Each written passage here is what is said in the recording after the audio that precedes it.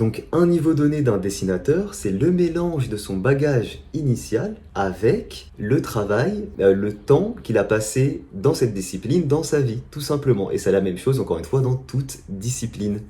Petite vidéo les amis, tout simplement parce que j'entends des choses qui m'irritent un peu par rapport à ça. Des fois j'entends dire que le dessin c'est uniquement un don et ça m'énerve. Et des fois j'entends dire que le dessin c'est uniquement du travail et ça m'énerve aussi. J'aimerais donner mon avis sur ce sujet, n'hésitez pas à débattre dessus en commentaire, gentiment, évidemment. Il y a certaines personnes qui pensent que le dessin c'est comme une étiquette qu'on mettrait à la naissance, une étiquette génétique en fait, où telle personne sait dessiner, telle personne ne sait pas dessiner, telle personne sait dessiner, et ainsi de suite. Et il y a au contraire des gens qui pensent que le dessin c'est que du travail, c'est-à-dire qu'on n'a rien d'inné et c'est que du travail. Et moi j'aimerais dire que les deux ont tort en fait. Les deux ont tort parce que c'est un mélange des deux. En réalité le dessin, comme toute discipline, je prends souvent cet exemple parce que c'est assez parlant comme le foot. Le foot, il y a des gens, d'ailleurs on le voit bien, il y a des gens qui ont des facilités génétiques, qui ont des facilités de base, qui ont un bagage initial qui les aide à évoluer plus rapidement dans cette discipline en fait. C'est la même chose que la muscu si vous voulez. À la musculation, t'as beau faire le même nombre d'exercices qu'un pote à toi, des fois ton pote il va évoluer plus vite, ton pote il va réussir à soulever plus lourd, ton pote il va être plus performant. C'est comme ça, c'est la vie en fait. On part pas tous avec le même bagage. C'est la même chose pour le dessin. Donc arrêtez de dire que les dessins ce n'est que du travail,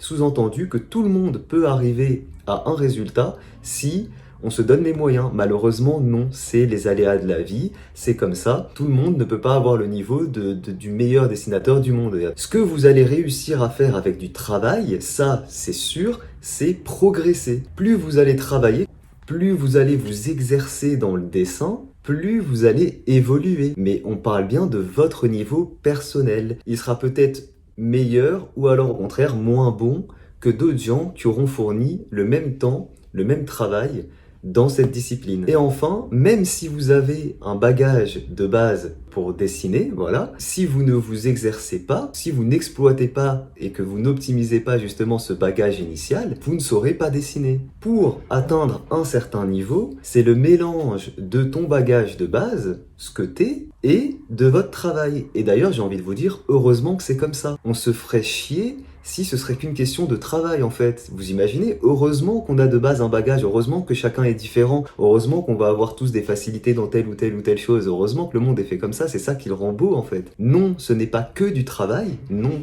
Il faut de base aussi des facilités, et non, ce n'est pas que des facilités. Si on n'a que des facilités et qu'on s'exerce jamais, on n'évoluera jamais dans le dessin. Voilà, j'espère que cette petite vidéo courte vous a plu. Petit pouce bleu, abonnez-vous si c'est le cas. Vous avez des vidéos tous les jours sur cette chaîne-là. Merci à tous, ciao tout le monde.